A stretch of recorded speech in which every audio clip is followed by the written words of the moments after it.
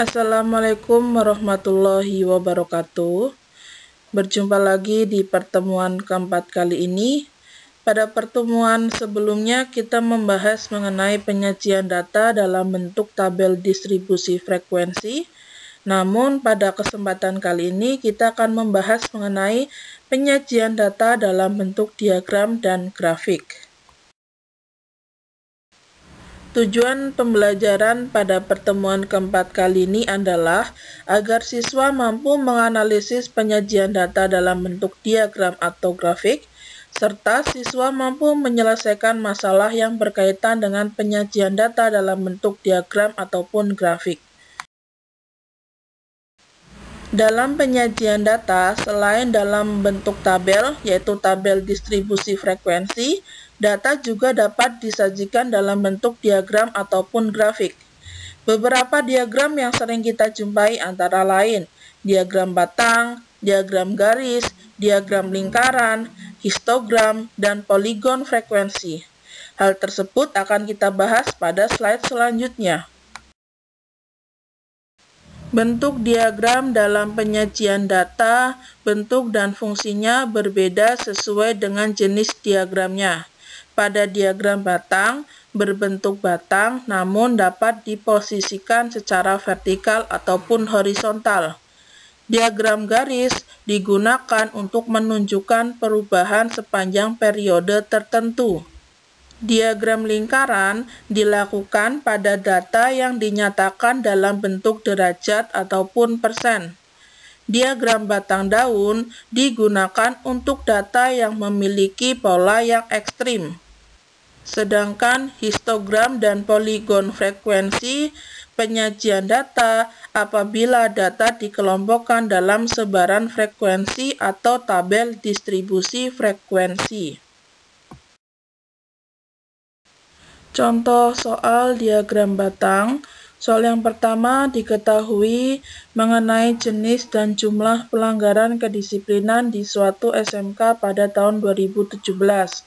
Berarti terdapat dua yang harus diperhatikan. Yang pertama jenis pelanggaran, yang kedua jumlah pelanggar. Pilihlah salah satu, mana yang mau vertikal, mana yang mau horizontal. Ketika sudah dipilih yang mana vertikal, yang mana horizontal, dilihat tabel datanya. Data dalam diagram batang tidak boleh dirubah-rubah, harus sesuai dengan tabel yang sudah ada.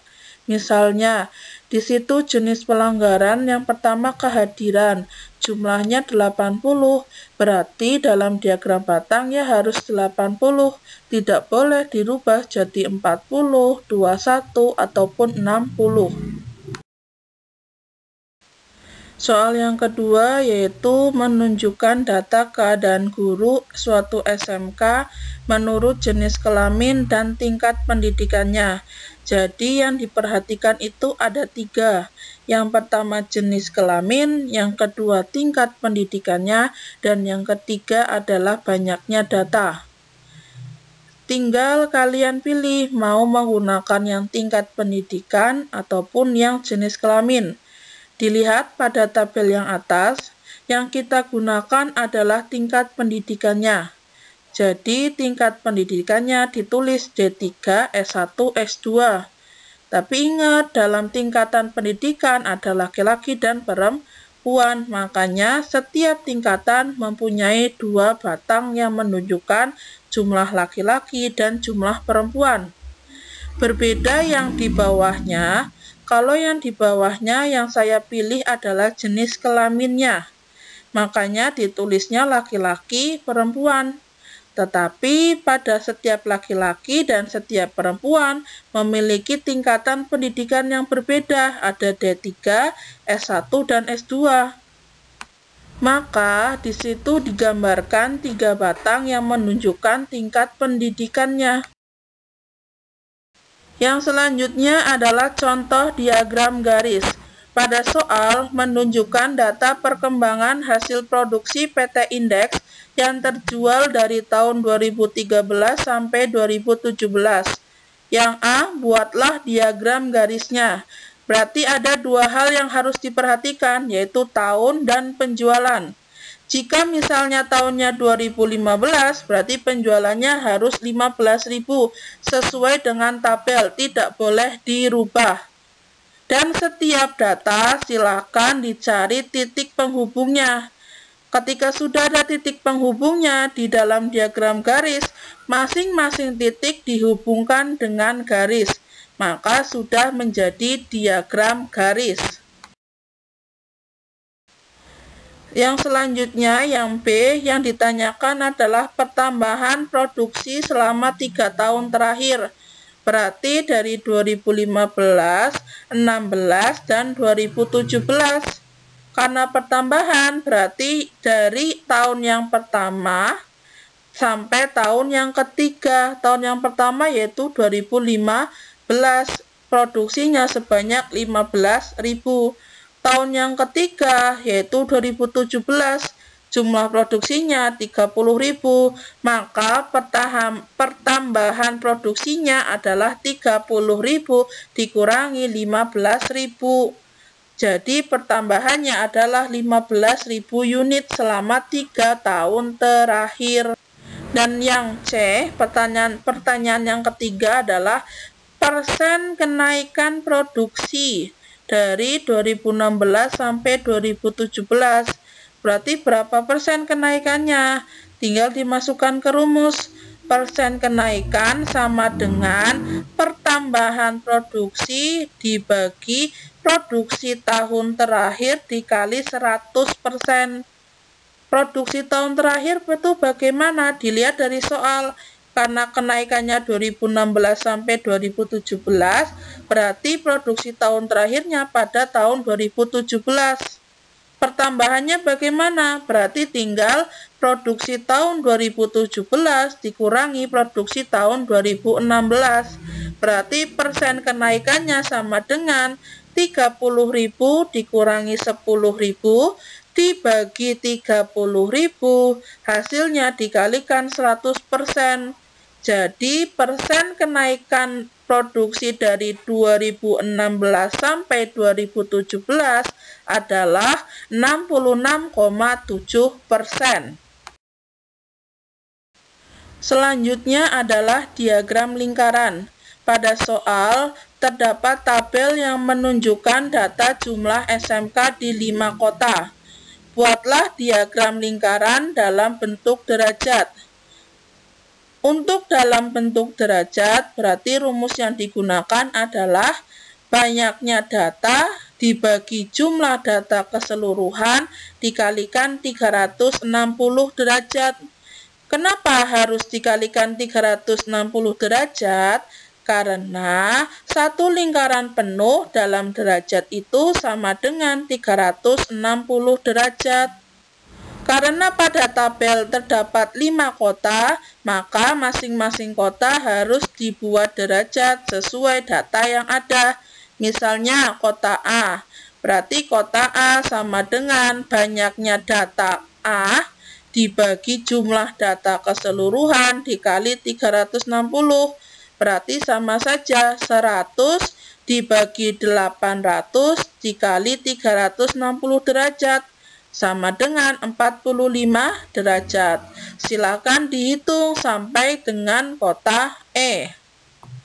Ketika sudah menghitung semuanya, tinggal kalian gambar lingkaran dan dibagi sesuai dengan jumlah derajatnya.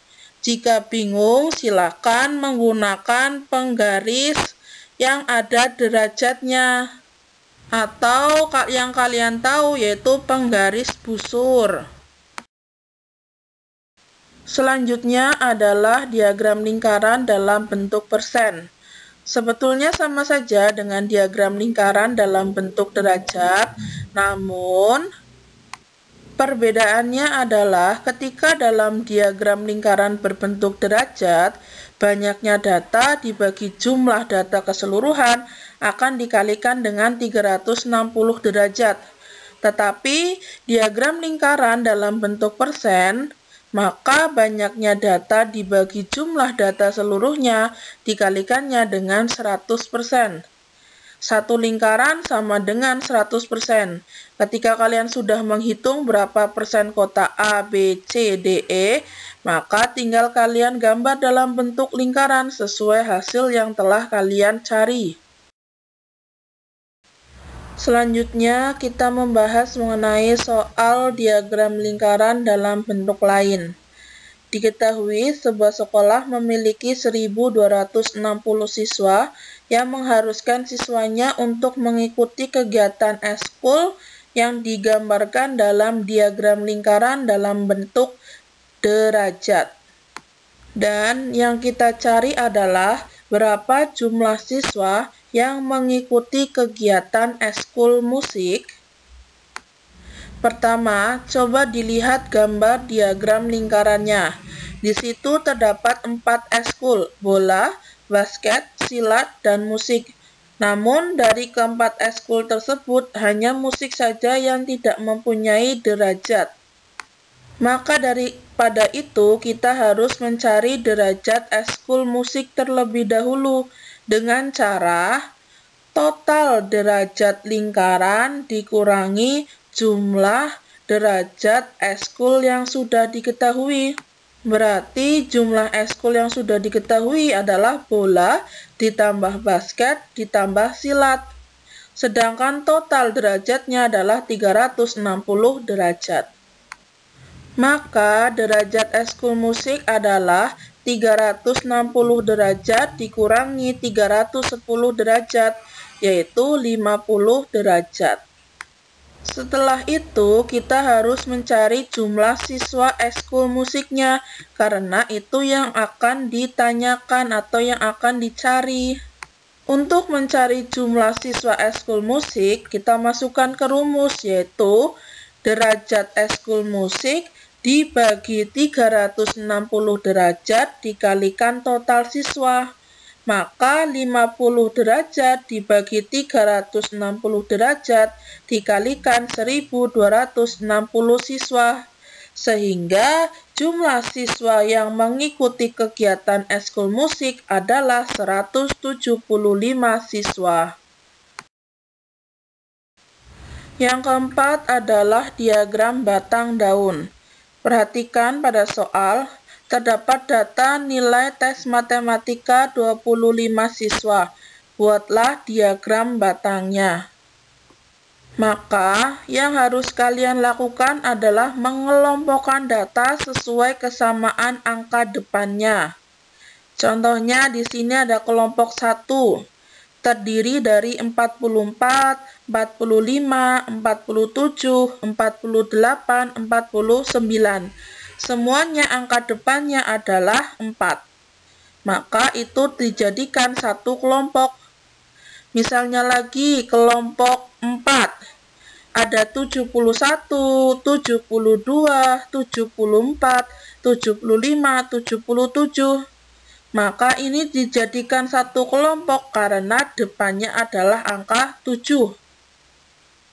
Jika angkanya sama seperti kelompok 3, 60, 60. Tetap ditulis sebanyak 2 kali sesuai dengan data pada soal. Kalau kesamaannya 3 ya ditulis 3 kali. Sudah? Setelah sudah dikelompokkan, berarti tinggal dimasukkan pada diagram batang daun. Yang pertama, pada batang itu adalah angka depannya.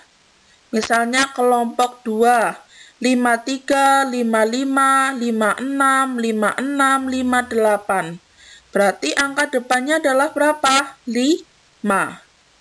Sudah ditulis di batang 5. Terus daunnya gimana? Dilihat. 53, berarti angka terakhirnya berapa? 3. Berarti 3-nya ditulis di daun. Ada lagi 55, berarti angka belakangnya berapa? 5, berarti 5-nya ditulis di daun. Selanjutnya 56, angka belakangnya adalah 6, berarti 6-nya ditulis di daun. Harus sebaris dengan batangnya. Begitu seterusnya sampai semua kelompok dimasukkan dalam diagram batang daun. Diagram selanjutnya atau yang terakhir adalah histogram dan poligon frekuensi. Biasanya soalnya berasal dari tabel distribusi frekuensi. Lihat soal yang sudah ada di slide. Di situ terdapat soal dalam bentuk tabel distribusi frekuensi. Untuk mencari histogram dan poligon frekuensi, kalian harus mencari titik tengah kelasnya terlebih dahulu.